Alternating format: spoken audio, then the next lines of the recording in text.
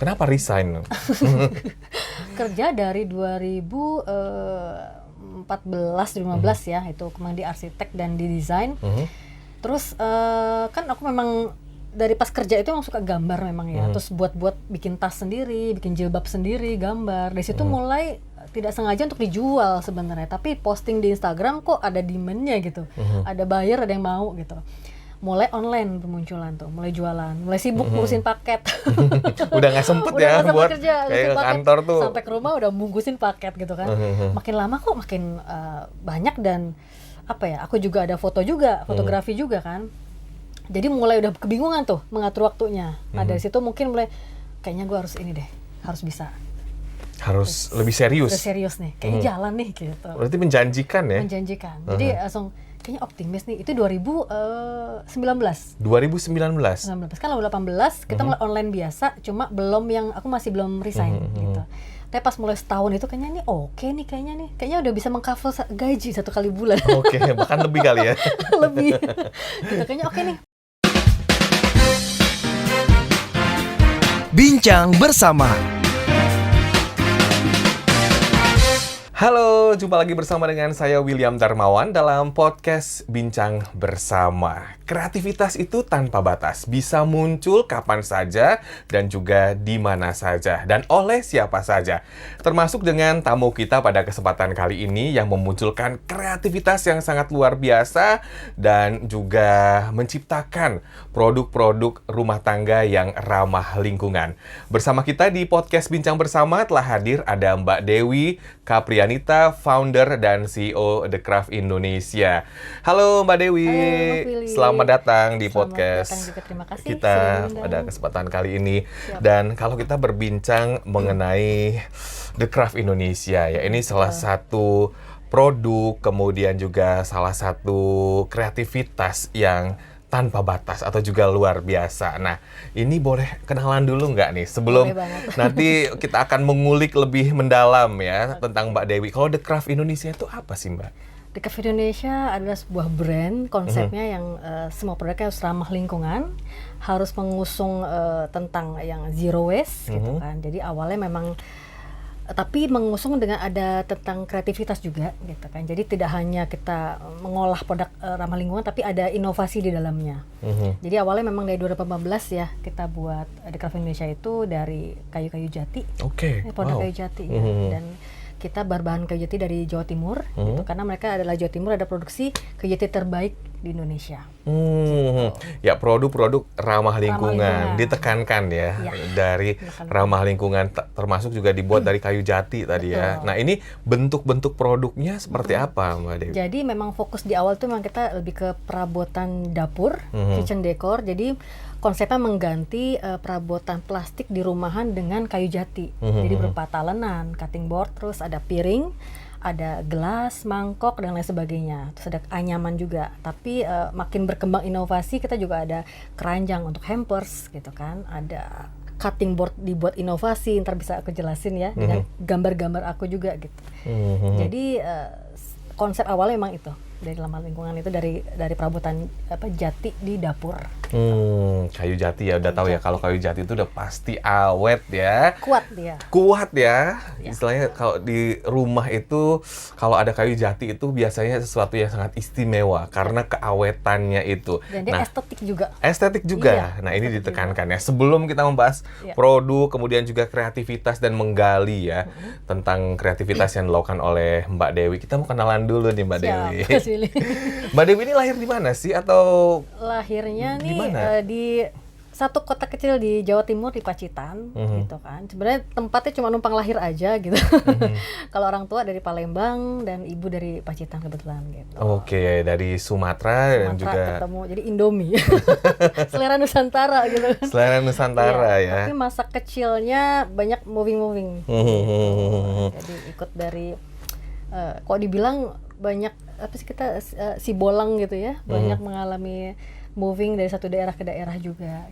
Jadi pindah-pindah ya ikut Pindah-pindah, orang tua. ikut Tapi orang cita-citanya memang jadi entrepreneur, jadi wirausaha atau gimana nih? Kalau zaman dulu tuh kita kan pada dasarnya anak kecil pasti yang pasti kayak dokter gitu ya, kayak gitu. Jadi belum ada yang kepikiran mau jadi entrepreneur zaman dulu ya. Tapi setelah kita mulai mengalami proses gitu kan, mengenal budaya gitu kan, daerah misalnya di Papua, dulu pernah tinggal di Papua gitu, terus di Jogja juga, di Manado seperti itu. Jadi mungkin lebih ke produk, kayaknya lebih ke gimana sih aku mau create sesuatu gitu. Bukan entrepreneur ya sebenarnya ya, belum ada jiwa seperti itu ya, tapi dengan sendirinya tuh kebentuk sendiri gitu. Kebentuk sendiri justru. Kebentuk sendiri. Nanti kita belajar banyak nih gimana caranya supaya kita yang masih agak ragu-ragu, masih agak takut-takut gitu ya, atau belum berani memulai, bisa termotivasi nih dari Mbak Dewi untuk memulai berwirausaha atau juga menjadi entrepreneur. Nah, Mbak Dewi itu memang sekolahnya dulu memang di mana Mbak? Dan juga kuliahnya gitu. Boleh ceritain supaya pada kenal nih ya. Masa kecilnya di Papua. Oke, wah, lumayan ini ya. Iya, dari SD 5 tahun di Papua, terus moving ke Jogja, SMP, terus SMA baru kuliahnya di Jakarta. Kuliah di Jakarta. Ngambil jurusan arsitektur gitu. Jadi memang kita banyak ya shifting tempat gitu kan, banyak kita membuat harus cepat adaptif terhadap tempat, kan namanya kita dulu di Papua bahasanya susah gitu ya, tiba-tiba harus moving ke Jogja yang bahasa Jawa. Itu untuk anak sekecil itu kita harus mulai berbahasa Jawa, mulai adaptif gitu kan, terus punya teman baru gitu. Pindah lagi ke Jakarta dengan terbiasa bahasa Jawa, harus masuk ke Jakarta, lingkungan kan sempat mengalami mungkin teman-teman gini, kok lu aneh gitu ya. Itu sempat mengalami begitu. Cuma namanya kita harus adaptif. Kita misalnya ada mengalami bullying apa di sekolah atau apa, kita harus tetap survive gitu. Tadi disebutkan juga nih latar belakang pendidikan di arsitektur. Nah, ini menarik nih, perlu kita gali nih ya. Arsitektur kok jadi perajin ya, istilahnya berada di industri kerajinan Nusantara nih. Gimana ceritanya? Biasanya kalau arsitektur kan mendesain rumah, menggambar rumah gitu ya, mengkonsep sebuah bangunan. Ini mengkonsep kerajinan, benda-benda yang ada di dapur gitu. Salah satunya. Bingung ya, gak nyangka juga gitu. Gimana ceritanya nih Mbak? Jadi arsitek itu kalau aku sekarang flashback ya, yang lebih ditempa mungkin cara mental and pola pikir kita. Jadi emang dasarnya emang hobi gambar waktu di SMP gitu kan, jadi suka ikut lomba gambar SMP, di SMA. Terus sempat sebenarnya mau ke seni rupa sih sebenarnya sih, gitu. Cuma mungkin namanya orang tua, ayo dong pilih yang mungkin bidangnya lebih yang pasti gitu kan, kayak apa yang seperti dokter atau teknik atau apa gitu kan. Oh kayaknya masih nyambung nih arsitek nih gitu, zaman dulu gitu ya. Arsitek, oke, masuk arsitek, oh tetap ada gambarnya juga, oke. Jadi semuanya is about gambar, selama itu masih ada gambarnya, gue oke gitu kan, masih bisa approve. Dari situ, arsitek itu kan nggak gampang ya, aduh banyak banget pasti deh yang tidurnya kurang gitu kan, pasti terus waktunya banyak, fisik banget deh gitu kan, kita harus ngerjain studio, sempat 4 hari nggak tidur untuk ngerjain maket dan sebagainya. Yang tiap hari, tiap minggu deh kalau kita habis nih isinya kalau nggak tipes, kalau nggak asam lambung. Karena sudah terbiasa dikejar deadline juga. Deadline. Jadi mungkin setelah dirasakan sekarang, oh yang gue rasakan adalah kita ditempa dengan mental dan kreativitas yang lo harus all out, gambar apa, harus punya ide apa gitu. Nah mungkin pas setelah lulus, terus kita kerja, aku jadi arsitek juga, konsultan, terus tiba-tiba masuk ke tempat lain graphic design gitu kan, terus akhirnya memutuskan untuk sekarang itu sebenarnya ada yang dibentuk dari kita kuliah itu, gitu. Bukan tentang materinya aja yang kita dapat, tapi is mental. Iya. Gitu. Jadi pada waktu kuliah itu membentuk Mbak Dewi untuk lebih ya menjadi hard worker, kemudian juga lebih survive ya, menghadapi tantangan zaman yang tentunya semakin tadi menantang. Nah, tadi ngomongin soal gambar nih ya. Ini baju atau juga outer yang dipakai Mbak Dewi ini katanya juga hasil gambar sendiri nih. Wah, ini keren banget ya. Ini benar digambar nih, Mbak? Digambar. Jadi kita ada gambar pakai komputer, sama awalnya sih gambar pakai sketch aja, terus kita scan di digital di komputer, nanti kita print gitu. Masih gitu. Dasarnya sih emang nggak bisa diem ya, jadi kita terus The Craft ini harus apa ya, inovasi apa gitu, selain gambarnya di talenan juga kayaknya bikin apa yang bisa dipakai orang, mungkin fashion apa gitu. Jadi The Craft sebenarnya sudah masuk ke industri fashion juga ya? Iya, masuk ke fashion karena juga. ini salah satu outer nih yang dipakai oleh Mbak Dewi ini ya, mungkin bisa dipesan nanti ya, bisa follow Instagramnya Mbak Dewi. Ini hasil kreasi dari Mbak Dewi sendiri ya. Ini boleh cerita nggak nih Mbak soal outer dulu, nanti kita bahas produk-produk yang lainnya. Ini katanya minatnya juga cukup tinggi ya di masyarakat untuk baju ini yang digambar secara langsung. Jadi untuk outer itu awalnya memang kita ada kolaborasi kita dengan berbagai teman UKM juga, gitu kan. Ada kita bertiga. Jadi memang jam sekarang kita harus berkolaborasi ya untuk kita scale up gitu ya. Ada teman yang memang dia outer, terus aku desain, 2 orang desain gitu. Jadi kita membuat suatu desain khusus di outer itu gitu. Dan itu lumayan booming. Gitu. Jadi outer memang khusus masih untuk perempuan ya bikinnya gitu. Jadi emang kotak segi 4 aja, tapi itu mudah banget sih fittingnya. Dan itu mulai dimasuk ke Bali juga, masuk di mana-mana ya. Jadi kita emang motifnya emang seluruh Indonesia, jadi per konsep gitu. Jadi ada desain Jakarta, ada desain outer Palembang, ada Jawa Timur, seperti itu. Jadi tiap orang bisa, aku mau dong Mbak, misalnya Makassar gitu, ada yang mau Bali dong Mbak gitu. Jadi orang tuh tentang konsepnya tentang Indonesia. Jadi ada konsep Indonesia di gambarnya. Iya. Ya, menarik ya. Gitu. Wah, ini tentunya produknya juga dijual di umum ya Mbak ya? Di umum. Oke. Yang penasaran atau juga yang ingin memilikinya bisa ya untuk kepoin Instagramnya Mbak Dewi ya. Nanti ditulis di bawah untuk kontaknya. Baik Mbak Dewi, kalau membahas tentang industri ya, kita melihat sekarang nih ya. Nah, yang digeluti Mbak Dewi ini cukup menjanjikan nggak sih ke depannya? Kita kan tahu ya bahwa industri UMKM itu juga, apalagi kemarin habis pandemi ya, lumayan survive. Nah, ini gimana nih pendapat? Pandemi kita 2020 ya. Kalau orang bilang banyak beberapa yang tiba-tiba jadi turun UKM atau banyak tentang bisnis-bisnis lain pada tutup. Alhamdulillah The Craft itu malah naik 3 kali lipat omsetnya. Iya, karena mungkin kalau aku pikir kita kan produknya produk kayu, home decor yang lebih pernak-pernik untuk makanan gitu ya. Jadi mungkin orang di rumah mungkin terbiasa dengan, karena pandemi itu dia hobi mendekor rumah. Terus perempuan-perempuan terus hobi masak-masak karena mereka tidak bisa keluar rumah dong pandemi kan. Jadi meningkat ini kebutuhan untuk ini, untuk properti makanan, untuk foto-foto gitu kan. Dan kebetulan waktu itu aku membantu teman-teman UKM untuk memfotokan produk mereka gratis, makanan. Itu pas pandemi aku bikin iklan, siapa yang mau difotokan makanannya gratis kirim ke rumah. Nah dari situ aku fotonya dengan produk kayu The Craft gitu. Jadi kita kolaborasi seperti itu. Nah itu pas aku posting dan teman-teman posting naik, meningkat. Gitu. Jadi kita kolaborasi aja waktu pandemi. Kolaborasi ya, ini ide yang sangat inovatif ya, menawarkan para penjual makanan atau juga usaha-usaha kuliner gitu ya untuk difotokan secara gratis, tapi di situ ada produknya Mbak Dewi atau The Craft. The Craft juga. Jadi kita emang saling, yuk naik bareng-bareng yuk gitu kan. Mereka terekspos, aku juga terekspos, The Craft juga gitu. Ya, nah katanya nih Mbak Dewi sebelum masuk ke industri itu sempat kerja juga ya? Iya, sempat kerja juga. Kenapa resign? Kerja dari 2014-2015 ya, itu kemarin di arsitek dan di desain. Terus kan aku memang dari pas kerja itu emang suka gambar memang ya. Terus buat bikin tas sendiri, bikin jilbab sendiri, gambar. Dari situ mulai tidak sengaja untuk dijual sebenarnya, tapi posting di Instagram kok ada demand-nya gitu. Ada buyer, ada yang mau gitu. Mulai online bermunculan tuh, mulai jualan, mulai sibuk ngurusin paket.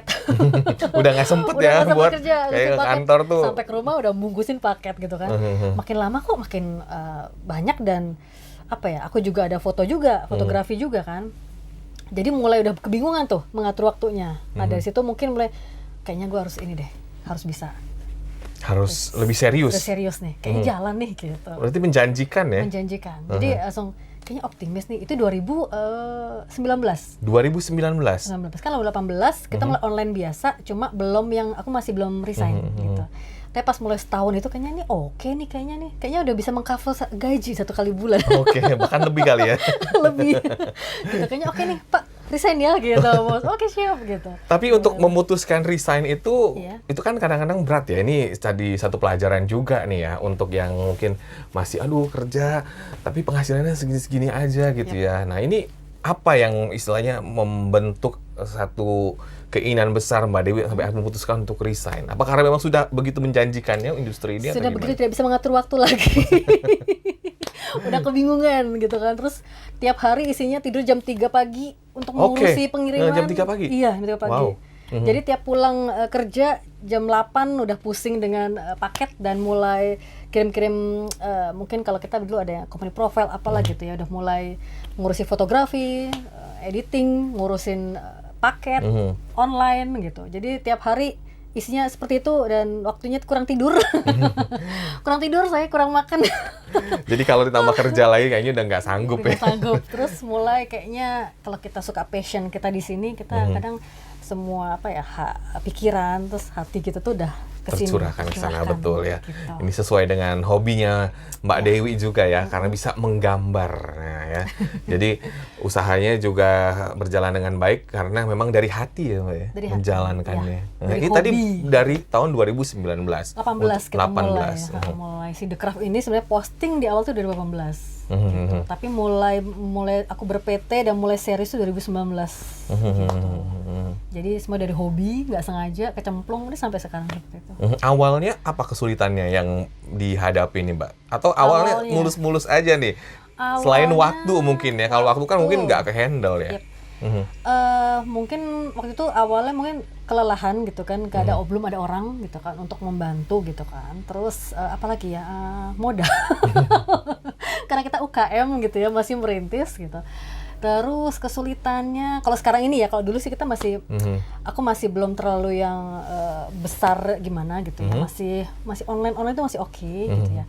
Tapi pas kita sudah dihadapi dengan pitching gitu, dengan beberapa bank gitu kan, dan berarti serius nih gitu kan, dekat serius nih udah masuk PT udah apa, banyaklah kesulitan dan suka dukanya lah gitu kan. Ya pasti SDM kita harus menambah lagi SDM yang bisa membantu, karena nih masih berpikir sendiri, masih apa gitu kan, masih eksekusi juga sendiri gitu kan. Jadi masih perlu mungkin partner bisa discuss bareng. Oke, gitu. ya jadi kalau kita membahas ini berarti sangat menjanjikan sekali ya apa yang dikerjakan oleh Mbak Dewi ini, juga satu hal yang memotivasi kita ya agar kita bisa mencontoh semangatnya Mbak Dewi ini ya untuk lebih serius dalam mengerjakan sesuatu. Nah Mbak Dewi, supaya Smart Listeners juga dapat gambaran dalam 1 bulan itu produksinya itu berapa banyak Mbak dan bentuknya apa saja?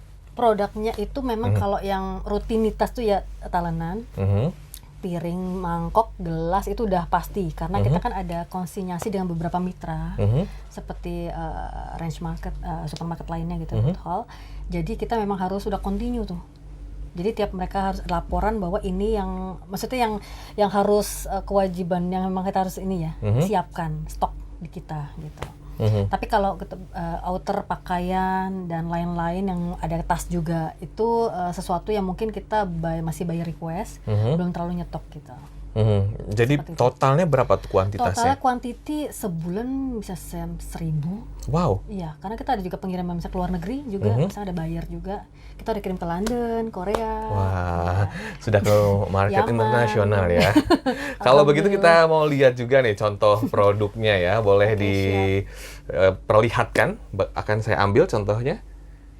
Oke, Baik, ya ini dia produknya ya Mbak ya, The Craft Indonesia. Mungkin bisa dijelaskan. Nah, ini bisa dijelaskan kepada viewers kita di podcast, ini produk apa nih Mbak? Ini gelas kayu jati. Ini gelasnya gelas buat ngeteh dan coasternya ya. Dan ini lumayan favorit teman-teman. Jadi kalau yang pesan souvenir, ini kayak paket minimalis sebenarnya. Jadi buat ngeteh, buat minum-minum gitu kan. Nah ini kan lucu ya, dari kayu, jadi mungkin nggak pecah gitu kan, awet. Dan ini dipakai untuk minum ya? Minum. Untuk minum ya? Atau kalau buat hiasan juga boleh. Atau buat apa, merchandise pada saat Merchandise. pernikahan juga bisa? Iya. Jadi kita ngerjain juga untuk merchandise pernikahan, lagi dikerjain juga. Pesan sekitar 350 gitu kan. Jadi ada, nanti bisa di-engrave juga namanya di sini. Ya kenapa kayu jati Mbak? Mungkin bisa dikasih penjelasan ya? kayu jati itu unik ya, salah satu jenis kayu yang terbaik, kuat gitu kan. Terus awet tahan lama gitu, dan mempunyai durabilitasnya ya pasti oke. Ya, dan Mbak Dewi ini kan juga memang concern ya di zero waste atau juga produk-produk ramah lingkungan. Nah, ini Mbak Dewi ada pengalaman ya terkait dengan ya tadi lingkungan itu juga. Kalau pengalaman mungkin nggak langsung ini ya by akumulasi gitu ya. Mungkin aku tuh ngelihat kayak suka sampah gitu kan, banyak. Terus kalau tiap jalan tuh banyak kayak puntung rokok gitu dan sebagainya. Terus limbah-limbah plastik apa yang mungkin kalau dulu ibuku suka banyak plastik yang baskom apa gitu kan, mungkin yang apa sih sebanyak ini numplok gitu kan di dapur gitu kan, kayaknya terus nggak estetik lagi warna-warni gitu kan. Terus dari situ mikir, bisa nggak sih kita bikin satu produk itu yang memang awet gitu kan, terus lebih ramah lingkungan gitu kan, terus bisa tidak berusaha untuk mengurangi, walaupun kita tidak bisa langsung mengurangi limbah gitu ya, tapi at least kita langkah kecil ini kita sudah mendukung untuk mengurangi limbah sampah plastik di Indonesia. Makanya Mbak Dewi juga menciptakan produk ini, dan ini terbuat dari kayu jati ya, yang ramah lingkungan. Pasti. Ini awet loh, kalau yang tahu ya kayu jati ini biasanya kan kita di rumah itu kayu jati biasanya lemari ya, itu sampai ratusan tahun gitu. Ya. Yang kuno gitu kan. Ini jadi gelas ya, dan jadi peralatan dapur. Bentuknya selain gelas apa aja Mbak? Kalau gelas ada mug juga, ada yang gagang gitu, terus kita ada juga tumbler juga gitu. Terus macam-macam sih. Terus ini juga kalau ini kan satuan ya. Sekarang kita dimodif sama hampers, jadi gabungan. Oh, ada hampers yang lebaran nih. Mangkok, talenan semua jadi satu paket. Biasanya tuh untuk gift, misalnya ada seserahan gitu kan. Terus ada yang untuk ya souvenir bank atau apa gitu, untuk gift kita, untuk ke temen gitu kan. Untuk acara ya, untuk wedding. Jadi bisa dipakai untuk banyak hal ya Mbak ya? Iya. Oke. Tadi disebutkan juga ya tentang katanya dalam satu bulan itu 1.000 item atau kuantitas yang dijual ya. Nah, kalau begitu omsetnya berapa nih Mbak per bulan? Boleh dong cerita-cerita ya, supaya Smart Sisters termotivasi nih. Waduh, berapa ya? Ini harus ngecek-ngecek nih ya. Kalau omset rata-rata aja ya, sekitar mungkin 100-an gitu something. Tapi kita juga pernah mungkin kayak ada pitching bank itu yang sekitar 1,7 gitu, kita pernah juga gitu kan. Jadi kalau rata-rata mungkin 100 jutaan gitu. Itu bersih atau kotor? Itu masih kotor ya. Dan untuk sekarang jumlah karyawan yang bekerja ada berapa? Karyawan masih bertiga sih yang di sini Jakarta, cuma kalau pengrajin ada 10 yang di Jawa. Kalau begitu kita membahas tentang bagaimana mempromosikannya, produk-produk. Nah, mungkin kan ada juga nih dari Smart Listeners yang baru memulai usaha, gimana sih cara memarketingkannya ya? Selain sosial media pasti ya zaman sekarang, tapi ada nggak trik yang lain atau cara yang lain? Oke, kalau dulu kan aku masih kita di IG, di online gitu kan dari 2018, terus pas 2020 kita pandemi, aku mikir gimana sih cara kita biar membuka link gitu. Mungkin salah satunya aku masuk ke Jakpreneur waktu itu. Ada websitenya jakpreneur.go.id, di situ ada pilihannya mau ke apa gitu kan. Nah di situ mulai kebuka link tuh, Mas Willy. Jadi mulai dibuka bazar gitu, bazar-bazar, terus ikut event apa gitu kan, dipanggil. Kan lumayan ya di bazar-bazar gitu kan, kita ada cash flow-nya lumayan, penjualan gitu kan. Terus ada juga setelah itu makin dengan sendirinya kita kenal BUMN juga. Seperti Mandiri, Bank BRI gitu, atau Bank BNI gitu kan. Di situ mulai dilirik sama mitra dengan seperti M-Block Market, Post Block gitu kan. Terus mulai dari Range Market juga. Itu semua dari IG. Dari Instagram. Mereka mend-DM gitu kan. Itu awalnya. Jadi mau nggak berpartner dengan kita gitu, dengan mereka gitu. Jadi sejauh ini sih mungkin The Craft belum masuk ke mereka ini ya, tapi semua dari IG gitu. Jadi kekuatan sosial media itu penting banget. Kekuatan sosial media. Pergunakan sosial media dengan semaksimal mungkin untuk mempromosikan produk dan jasa kita ya. Iya. Jadi isinya nggak hanya pamer-pamer aja ya, Mbak. Iya. Jadi selain B2C customer, The Craft juga B2B, bisnis, sama ke B2G, ke government. Oke, ke government ya. Tapi tadi semua berawal dari sosial media yang kita manfaatkan untuk hal-hal yang produktif ya. Dari IG itu semua terbuka. Aku dari pitching Beberapa bank pun dari semua dari IG. Dari Instagram juga? Instagram, mereka mengundang keren. gitu. Ya. Jadi alhamdulillahnya, ada yang mau The Craft dilirik dari situ. Seperti itu sih. Ya, nah ini kan juga katanya produknya sudah masuk ke pasar internasional ya. Ada pembeli-pembeli dari luar negeri. Itu gimana ceritanya, Mbak? Nah ini lucu ya sebenarnya.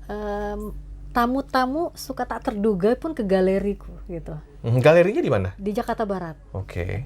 Jadi tiba-tiba ada Opa Korea datang. Tiba-tiba dari Afsel datang. Jadi mereka dari website dan IG juga. Dari Google. Kalau yang datang ya, kalau yang langsung mereka di Jakarta mungkin kebetulan, terus mereka bisa di direct dari Google, mungkin mereka nyari, aku saat nanya ya, tahu dari mana Bapak? Dari from Google gitu. Wooden craft from here gitu, maksudnya ke sini gitu, ke The Craft Indonesia gitu. Oh, oke, berarti Google ini banget ya gitu kan, membantu banget mereka gitu kan. Nah, kalau dari buyer-buyer, mungkin aku pernah ikut expo di TEI, itu Trade Expo Indonesia, itu kan memang pasar internasional. Terus mereka di situ mungkin membeli beberapa sampel, terus setelah itu mereka balik, terus mereka baru mengkontak kita lagi untuk pembelian gitu. Jadi aku langsung kirim ke sana gitu. Tapi ada juga yang mungkin ada kafe di Singapura gitu, dia butuh beberapa peralatan makanan gini untuk di kafe di sana. Jadi kita kirim ke sana gitu.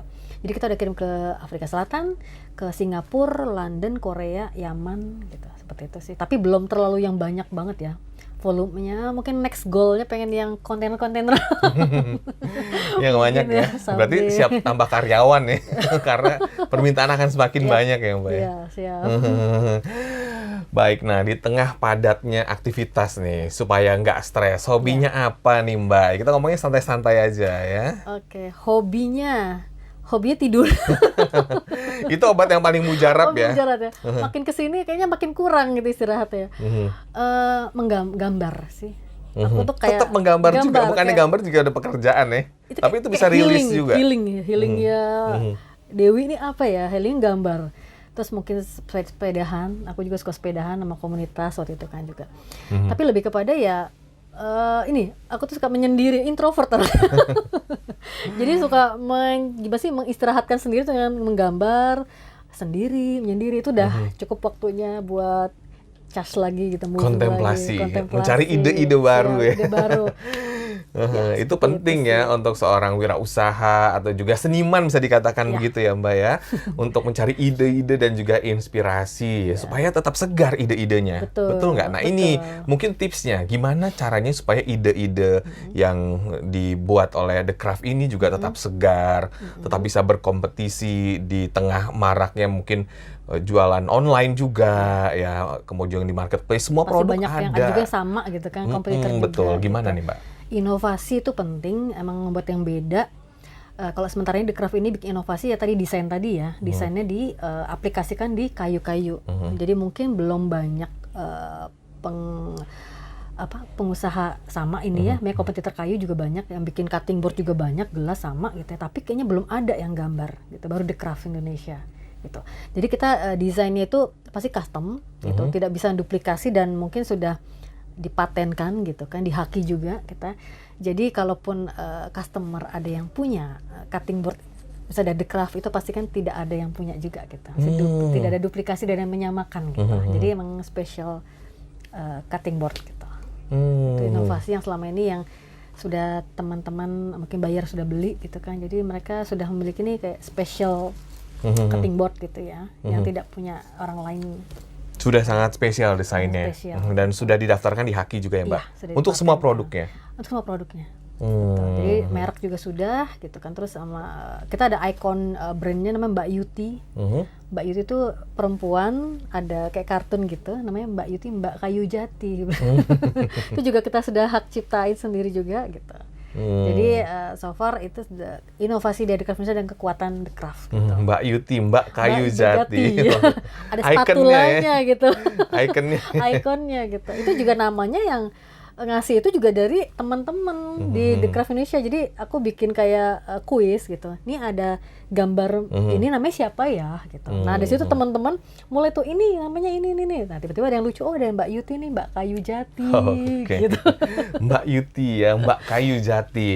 Mbak Dewi, sekarang juga kan banyak ya event-event yang berskala nasional juga internasional yang menghadirkan UKM-UKM di seluruh Indonesia. Nah, boleh cerita nggak nih, event-event apa aja nih yang udah pernah diikuti oleh The Craft ya?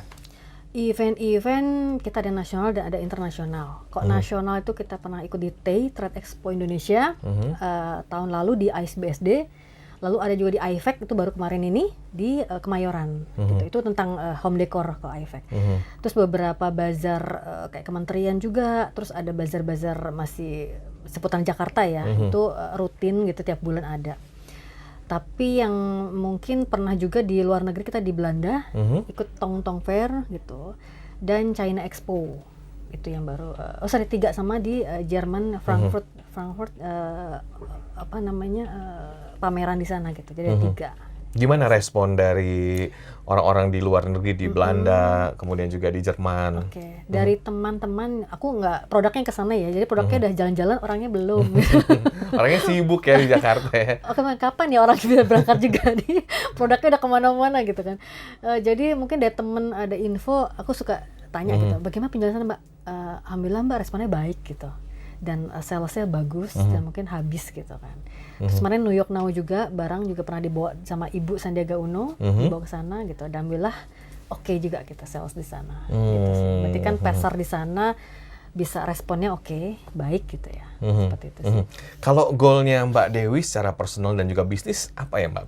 Goalsnya, kalau jangka pendek ini pengen lebih memperbanyak mitra kerjasama, lebih bisa orang menggunakan The Craft ini lebih banyak lagi gitu. Kalau bisa The Craft ini kayak kita tuh kalau brand apa sih, Lion. Mungkin kalau mangkok plastik produk gitu. massal ya. Nah, massal. Tapi aku pengen deh. Jadi The Craft itu kayak, oh kalau gue kalau pakai mangkok The Craft kayaknya ada yang kurang deh gitu. Pengen seperti itu. Jadi orang sudah mulai edukasi, kesadaran untuk berkayu itu semakin banyak gitu. Kalau goals jangka panjang, pengen mungkin bisa ke pasar Jepang gitu. Mungkin karena di sana kan untuk iklim di sana dan budaya di sana untuk perkayan tuh bagus ya. Gitu. Pengennya bawa The Craft bisa ke pameran expo di Jepang gitu. Kayak someday. Ya. Seperti itu. Semoga goal-goalnya juga bisa segera terwujud ya. Amin. Dan pastinya juga ini kita minta pesan-pesan nih dari Mbak Dewi untuk para UMKM atau juga perajin-perajin yang masih baru merintis. Nah, apa pesan-pesannya supaya tetap tangguh ke depannya ya? Pesan-pesannya ya. Pesannya kalau untuk memulai suatu usaha itu mulai aja dulu gitu. Dari passion, dari hobi, apa yang kamu suka gitu kan. Mungkin sukanya makanan gitu, sukanya makan gitu. Oke, bikinlah bisnis kuliner gitu. Dan setelah menggeluti bisnis, bikinlah yang beda gitu. Even produknya sama dengan orang lain, maksudnya produknya mirip-mirip, tapi bikinlah sesuatu yang orang nggak punya nih gitu, selain kita sendiri gitu. Jadi entah packagingnya, entah produknya gitu. Inovasi-inovasi itu penting. Dan satu lagi yang paling penting adalah visual. Jadi saat kalian bermedia sosial itu adalah visual, itu adalah penting. Jadi mungkin aku suka menganalisa, mungkin bisa alhamdulillah The Craft bisa di lewat IG. Jadi ada teman atau mitra apa yang semua dari IG itu mungkin mereka lihat looknya The Craft, oh ini lucu, apa visualnya. Jadi itu visual itu penting, harus eye catching, harus jadi foto produk itu penting. Dapat ya tipsnya visual. Foto produk juga sangat penting ya untuk kita memperkenalkan kepada publik ya produk kita. Kalau begitu supaya Smart Listeners juga bisa kenalan lebih dekat lagi, yang ingin membeli produknya juga, kemudian memesan produknya. Boleh ya untuk Instagram dan sosial media, follow-nya kemana nih Mbak Dewi? Instagramnya thecraft_Indonesia. thecraft_Indonesia. Okay. Pakai D ya? Pakai D, The Craft. Itu Dewi Kaprenita sebenarnya. Singkatan. Lalu kalau websitenya www.thecraftindonesia.com. Oke, ada websitenya Ada juga. website-nya juga. Bisa mendapatkan banyak informasi di sana ya, dan juga bisa mengetahui banyak sekali produk-produk yang tentunya luar biasa, ramah lingkungan juga di website dan juga Instagram yang tadi sudah disebutkan. Terima kasih banyak Mbak Dewi atas Sama-sama, waktunya. Mas Willy. Sukses selalu ke depannya dan Siap. juga ditunggu inovasi-inovasi berikutnya ya. Oke. Sampai Dan ketemu. sebenarnya semoga apa yang disampaikan oleh Mbak Dewi pada kesempatan podcast kali ini bisa menginspirasi kita dan juga memotivasi kita untuk terus kreatif ke depannya. Saya William Darmawan mengucapkan terima kasih. Sampai jumpa. Bincang bersama